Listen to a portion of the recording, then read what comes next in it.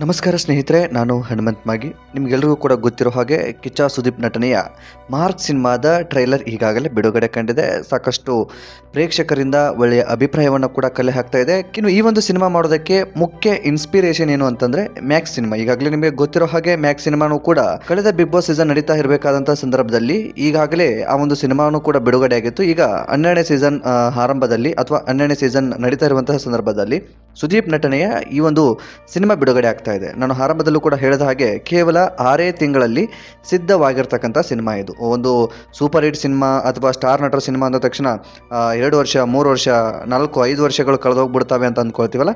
So ಅದು ತಪ್ಪು ಕಲ್ಪನೆ.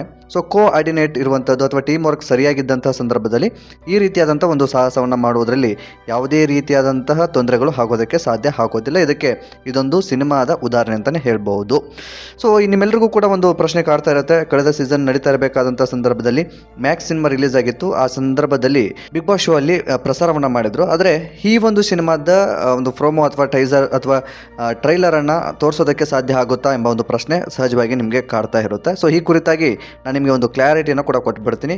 ಮನಸ್ಸು ಮಾಡಿದರೆ ಸಾಧ್ಯವಾಗುತ್ತೆ, ಮನಸ್ಸು ಮಾಡಿಲ್ಲ ಅಂದರೆ ಸಾಧ್ಯ ಆಗೋದಿಲ್ಲ. ಹೇಗೆ ಮನಸ್ಸು ಮಾಡಬೇಕು, ಹೇಗೆ ಮನಸ್ಸು ಮಾಡೋದಿಲ್ಲ ಅನ್ನೋದನ್ನು ಒಂದಿಷ್ಟು ಗಮನಿಸ್ತಾ ಹೋಗೋಣ. ಸೊ ನೀವೇನಾದರೂ ಮೊದಲ ಸಲ ನಮ್ಮ ಚಾನಲ್ ನೋಡ್ತಾ ಇದ್ದರೆ ಈ ಕೂಡಲೇ ಸಬ್ಸ್ಕ್ರೈಬ್ ಮಾಡಿ. ಹೆಚ್ಚಿನ ವಿಡಿಯೋಗಳಿಗಾಗಿ ನೋಟಿಫಿಕೇಶನ್ ಬೆಲ್ ಐಕನ್ ಕೂಡ ಕ್ಲಿಕ್ ಮಾಡಿಕೊಳ್ಳಿ. ಸ್ನೇಹಿತರೆ, ಅಂದ ಹಾಗೆ ಈ ಒಂದು ಮಾರ್ಕ್ ಸಿನಿಮಾ ಇನ್ನೇನು ಕೆಲವೇ ದಿನದಲ್ಲಿ ಒಂದು ತೆರೆಯನ್ನು ಕಾಣ್ತಾ ಇದೆ. ಅಂದರೆ ತೆರೆಗೆ ಬರ್ತಾ ಇದೆ. ವೀಕ್ಷಕರು ಥಿಯೇಟರ್ಗೆ ಹೋಗಿ ನೋಡುವಂಥ ಎಲ್ಲದಕ್ಕೂ ಕುತೂಹಲದಿಂದ ಕಾಯ್ತಾ ಇರುವಂಥ ಒಂದು ಸಿನಿಮಾ ಇದು. ವಿಶೇಷವಾಗಿ ಸುದೀಪ್ ಅವರ ಅಭಿಮಾನಿಗಳು ಒಂದು ಯಾವತ್ತು ರಿಲೀಸ್ ಆಗುತ್ತೆ, ಯಾವಾಗ ನಾವು ನೋಡ್ತೀವಿ ಅನ್ನೋ ರೀತಿಯಲ್ಲಿ ಬಕಪಕ್ಷಿ ಆಗಿ ಕಾಯ್ತಾ ಕೂತ್ಕೊಂಡು ಬಿಟ್ಟಿರ್ತಾರೆ.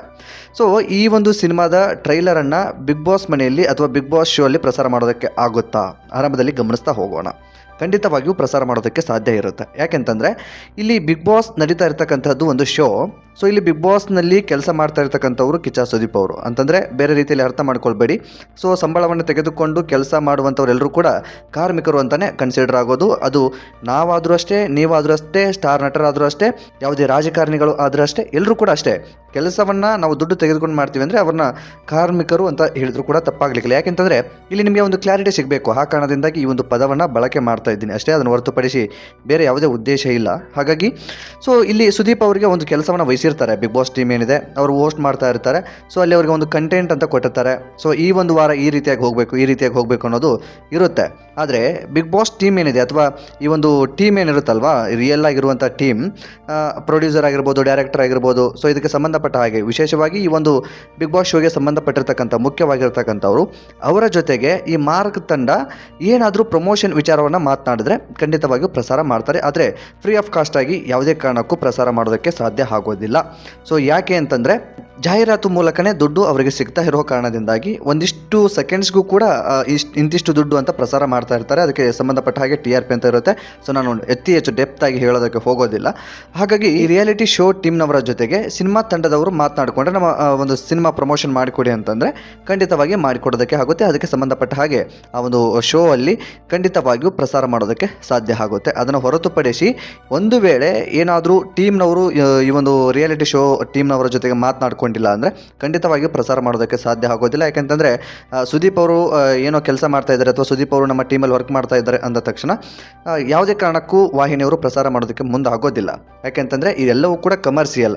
ನಾವೆಲ್ಲರೂ ಕೂಡ ಹಾಗೆ ಹೀಗೆ ಅಂತ ನಾವು ಹೊರಗಡೆ ನೋಡ್ತಾ ಇರ್ತೀವಿ. ಬಟ್ ಒಳಗಡೆ ಟೆಕ್ನಿಕಲ್ ಆಗಿ ಏನಿರುತ್ತೆ ಅಂತಂದರೆ ಎಲ್ಲವೂ ಕೂಡ ಕಮರ್ಷಿಯಲ್ ಇರುತ್ತೆ. ಒಂದು ಸೆಕೆಂಡ್ ಅಥವಾ ಒಂದು ಸ್ಕ್ರಾಲ್ ಹೋಗಬೇಕಾದ್ರೂ ಕೂಡ ಇಂತಿಷ್ಟು ದುಡ್ಡು ಅಂತ ಶೋದಲ್ಲಿ ತೆಗೆದುಕೊಳ್ತಾರೆ. ಅದು TV ವಾಹಿನಿಗಳಾಗಿರ್ಬೋದು ಅಥವಾ ನ್ಯೂಸ್ಗಳಾಗಿರ್ಬೋದು, ಎಂಟರ್ಟೈನ್ಮೆಂಟ್ ಚಾನಲ್ಸ್ಗಳಾಗಿರ್ಬೋದು.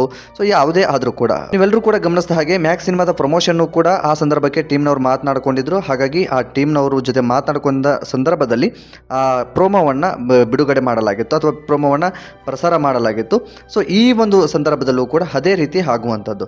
ಟೀಮ್ನವರು ಮನಸ್ಸು ಮಾಡಿ ಮಾತನಾಡಿಕೊಂಡ್ರೆ ಅಂದರೆ ಎರಡೂ ಕಡೆ ಟೀಮ್, ನಾನು ಆರಂಭದಲ್ಲೂ ಕೂಡ ಹೇಳಿದಲ್ಲ. ಹಾಗಾಗಿ ಟೀಮ್ನವರು, ಈ ಸಿನಿಮಾ ಟೀಮ್ನವರಾಗಿರ್ಬೋದು, ರಿಯಾಲಿಟಿ ಶೋ ಟೀಮ್ನವರಾಗಿರ್ಬೋದು ಮಾತನಾಡಿಕೊಂಡಂಥ ಸಂದರ್ಭದಲ್ಲಿ ಸೊ ಖಂಡಿತವಾಗಿ ಪ್ರಸಾರ ಮಾಡುವಂಥ ಸಾಧ್ಯತೆ ಹೆಚ್ಚಾಗಿರುತ್ತೆ. ಇಲ್ಲ ಅಂದರೆ ಖಂಡಿತವಾಗಿಯೂ ಪ್ರಸಾರ ಮಾಡೋದಕ್ಕೆ ಆಗೋದಿಲ್ಲ. ಸುದೀಪ್ ಅವರು ನಮ್ಮ ಟೀಮಲ್ಲಿ ಇದ್ದಾರೆ, ಕೆಲಸ ಮಾಡ್ತಾ ಇದ್ದಾರೆ ಎಂಬ ಕಾರಣಕ್ಕೆ ಖಂಡಿತವಾಗಿ ರಿಯಾಲಿಟಿ ಶೋನವರು ಮಾಡೋದಕ್ಕೆ ಸಾಧ್ಯವೇ ಇಲ್ಲ. ಈ ಸಿನಿಮಾನೇ ಬೇರೆ, ಈ ರಿಯಾಲಿಟಿ ಶೋನೇ ಬೇರೆ. ಸೊ ಅವರ ಕೆಲಸಕ್ಕೆ ಸಂಬಂಧಪಟ್ಟ ಹಾಗೆ ಇಲ್ಲಿ ಅವರು ಫ್ರೀಯಾಗಿ ಏನು ಕೆಲಸ ಮಾಡ್ತಿರೋದಿಲ್ಲ, ಅವ್ರದ್ದೇ ಆದಂಥ ಒಂದು ಸಂಬಳವನ್ನು ತೆಗೆದುಕೊಳ್ತಾ ಇರ್ತಾರೆ. ಸೊ ಹಾಗಾಗಿ ಫ್ರೀ ಆಫ್ ಕಾಸ್ಟ್ ಯಾವುದೇ ಕಾರಣಕ್ಕೂ ಯಾವ ಒಂದು ರಿಯಾಲಿಟಿ ಶೋ ಆಗಲಿ ಅಥವಾ ಸಿನಿಮಾದವರು ಅವರಾಗಲಿ ಅಥವಾ ಮತ್ತೊಬ್ಬರಾಗಲಿ ಮಗದೊಬ್ಬರಾಗಲಿ ಏನನ್ನು ಕೂಡ ಪ್ರಸಾರ ಮಾಡೋದಕ್ಕೆ ಏನನ್ನು ಕೂಡ ಮಾಡೋದಕ್ಕೆ ಮುಂದಾಗೋದಕ್ಕೆ ಸಾಧ್ಯ ಇರೋದಿಲ್ಲ. ಸೊ ಈಗ ನಿಮಗೆ ಒಂದು ಕ್ಲಾರಿಟಿ ಸಿಕ್ತು ಅಂತ ಅಂದ್ಕೊಳ್ತೀನಿ. ಪ್ರಸಾರ ಮಾಡಿದರೆ ಹೇಗೆ ಪ್ರಸಾರ ಮಾಡ್ತಾರೆ, ಪ್ರಸಾರ ಮಾಡಿಲ್ಲ ಅಂದರೆ ಅದಕ್ಕೇನೆಲ್ಲ ಕಾರಣ ಇರಬಹುದು ಅನ್ನೋದು ಈಗ ನಿಮಗೆ ಒಂದು ಕ್ಲಾರಿಟಿ ಸಿಕ್ಕಿದೆ ಅಂತ ಭಾವಿಸ್ತೀನಿ. ಇನ್ನು ನಿಮ್ಗೆಲ್ರಿಗೂ ಕೂಡ ಗೊತ್ತಿರೋ ಹಾಗೆ ನಿನ್ನೆ ಅಷ್ಟೇ ಈ ಒಂದು ಟ್ರೈಲರ್ ಬಿಡುಗಡೆ ಕೂಡ ಆಗಿತ್ತು, ಅದನ್ನು ಕೂಡ ನೀವು ಗಮನಿಸಿದ್ದೀರಿ ಅಂತ ಅಂದ್ಕೊಳ್ತೀನಿ. ಇನ್ನು ಈ ಒಂದು ಟೀಸರ್ ಬಗ್ಗೆ ಅಥವಾ ಈ ಒಂದು ಟ್ರೈಲರ್ ಬಗ್ಗೆ ಸಾಕಷ್ಟು ಪಾಸಿಟಿವ್ ಒಪಿನಿಯನ್ಗಳು ಬರ್ತಾ ಇದ್ವು, ಸಾಕಷ್ಟು ವ್ಯೂಸ್ಗಳನ್ನು ಕೂಡ ಪಡೆದುಕೊಂಡಿರ್ತಕ್ಕಂಥ ಒಂದು ಟ್ರೈಲರ್ ಇದಾಗಿದೆ. ಕೇವಲ ಕೆಲವೇ ಕ್ಷಣದಲ್ಲಿ ಮಿಲಿಯನ್ ಗಂಟಲೆ ವ್ಯೂಸ್ಗಳನ್ನು ಕೂಡ ಪಡೆದುಕೊಂಡಿತ್ತು. ಸೊ ಈ ಒಂದು ಟ್ರೈಲರ್ನ ನೋಡಿದಾಗ ಸಹಜವಾಗಿ ಕೆಲವೊಂದಿಷ್ಟು ಜನರಿಗೆ ಒಂದು ಕ್ಲಾರಿಟಿ ಸಿಗೋದಿಲ್ಲ, ಏನಿರಬಹುದು ಮಾಸ್ ಸಿನಿಮಾನ, ಸ್ಟೋರಿ ಹೇಗಿರುತ್ತೆ, ಸೊ ಇಂಥದ್ದೆಲ್ಲವೂ ಕೂಡ ಪ್ರಶ್ನೆ ಕಾಡ್ತಾ ಇರುತ್ತೆ. ಹಾಗಾಗಿ ಈ ಒಂದು ಟ್ರೈಲರ್ ಅನ್ನು ಗಮನಿಸಿದಂತಹ ಸಂದರ್ಭದಲ್ಲಿ ಈ ಒಂದು ಸಿನಿಮಾದಲ್ಲಿ ಮಕ್ಕಳಿಗೆ ಸಂಬಂಧಪಟ್ಟ ಹಾಗೆ ಒಂದು ಸ್ಟೋರಿ ಇದೆ ಅನ್ನೋದು ಮೇಲ್ನೋಟಕ್ಕೆ ಕಂಡು ಬರುತ್ತೆ. ಸೊ ಈ ಸ್ಟೋರಿ ಅಸಲಿಗೆ ಏನಿದೆ ಅನ್ನೋದು ಟ್ರೈಲರ್ ಅಲ್ಲಿ ಈಗಾಗಲೇ ಸಂಪೂರ್ಣವಾಗಿ ಗೊತ್ತಾಗೋದಕ್ಕೆ ಸಾಧ್ಯ ಇಲ್ಲ. ಒಂದಿಷ್ಟು ಮಾಸ್ ಅಂದ್ರೆ ಅಟ್ರಾಕ್ಟಿವ್ ಆಗಿ ಇರೋ ಕಾರಣದಿಂದಾಗಿ ಆ ಪ್ರೇಕ್ಷಕರನ್ನ ಸೆಳೆಯುವ ಕಾರಣದಿಂದಾಗಿ ಸಿನಿಮಾದಲ್ಲಿರುವಂತಹ ಕೆಲವೊಂದು ಕ್ಲಿಪ್ಸ್ಗಳನ್ನ, ಕೆಲವೊಂದು ಡೈಲಾಗ್ಸ್ಗಳನ್ನ ಆ್ಯಡ್ ಮಾಡಿ ಟ್ರೈಲರ್ಗಳನ್ನ ಬಿಡುಗಡೆ ಮಾಡಿರ್ತಾರೆ. ಅದು ಯಾವುದೇ ಸಿನಿಮಾ ಆದರೂ ಅಷ್ಟೇ, ಈ ಮಾರ್ಕ್ ಆಗಲಿ, ಮ್ಯಾಕ್ಸ್ ಆಗಲಿ, ಮತ್ತೊಂದಾಗಲಿ, ಮಗದೊಂದಾಗಲಿ, ಹೊಸ ಹೀರೋಗಳೇ ಬರಲಿ, ಹಳೆ ಹೀರೋಗಳೇ ಇರಲಿ, ಸೊ ಯಾರೇ ಆದರೂ ಕೂಡ ಅಷ್ಟೇ ಪ್ರೇಕ್ಷಕರನ್ನ ಗಮನ ಸೆಳೆಯೋದಕ್ಕೆ ಅಥವಾ ಪ್ರೇಕ್ಷಕರನ್ನ ತಮ್ಮತ್ತ ಸೆಳೆಯೋ ಕಾರಣದಿಂದಾಗಿ ಈ ರೀತಿಯಾದಂಥ ಒಂದು ಗಿಮಿಕ್ ಅಂತಾನೆ ಹೇಳ್ಬಹುದು. ಸೊ ಈ ರೀತಿಯಾದಂಥ ಒಂದು ಕೆಲಸವನ್ನ ಎಲ್ಲಾ ತಂಡದವರು, ಎಲ್ಲಾ ಸಿನಿಮಾದವರು ಮಾಡೇ ಮಾಡ್ತಾರೆ. ಸೊ ಸಿನಿಮಾ ಇನ್ನು ಹೇಗಿರಬೇಕು ಅಂತಂದ್ರೆ ಜನಗಳು ಎಕ್ಸ್ಪೆಕ್ಟೇಷನ್ ಇರಬೇಕಾದಂಥ ಸಂದರ್ಭ ಸಿನಿಮಾಗಳನ್ನು ನಾವು ಕೊಡ್ತೀವಿ ಅಂದ ತಕ್ಷಣ ಕೇವಲ ಕಮರ್ಷಿಯಲ್ ಆಗಿ ಇರಬಾರ್ದು. ಒಂದು ಕಡೆಯಿಂದ ಗಮನ ಇಟ್ಟು ನೋಡೋದಾದ್ರೆ ಕೇವಲ ತಮ್ಮ ದುಡ್ಡಿಗೋಸ್ಕರ ಅಥವಾ ನಾವು ದುಡ್ಡು ಮಾಡ್ಕೊಳ್ತೀವಿ ಅನ್ನೋದು ಆಗೋದಕ್ಕಿಂತ ಆ ಒಂದು ಸಿನಿಮಾದಲ್ಲಿ ಸಾಕಷ್ಟು ಜನ ಕಲಾವಿದರು ಕೆಲಸ ಮಾಡಿರ್ತಾರೆ, ಟೆಕ್ನಿಷಿಯನ್ಸ್ ಕೆಲಸ ಮಾಡಿರ್ತಾರೆ. ಸೊ ಎಲ್ಲರೂ ಕೂಡ ಕೆಲಸ ಮಾಡಿರ್ತಾರೆ. ಒಂದು ಸಿನಿಮಾ ಆಗಬೇಕು ಅಂತಂದ್ರೆ ಸಾವಿರಾರು ಕುಟುಂಬಗಳು ನಡೀತಾ ಇರುತ್ತೆ, ಸಾವಿರಾರು ಕುಟುಂಬಕ್ಕೆ ಆ ಒಂದು ಸಿನಿಮಾ ಅನ್ನ ಹಾಕಿರುತ್ತೆ.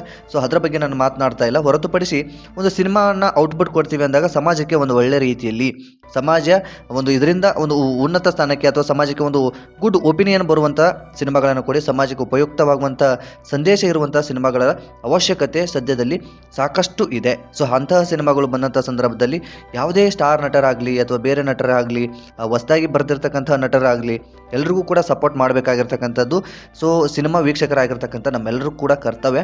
ಒಳ್ಳೊಳ್ಳೆ ಸಿನಿಮಾಗಳು ಅವಶ್ಯಕತೆ ಇದೆ, ಒಳ್ಳೊಳ್ಳೆ ಸಿನಿಮಾಗಳು ನಮ್ಮ ಕನ್ನಡ ಚಿತ್ರರಂಗಕ್ಕೆ ಬರಬೇಕಾಗಿದೆ.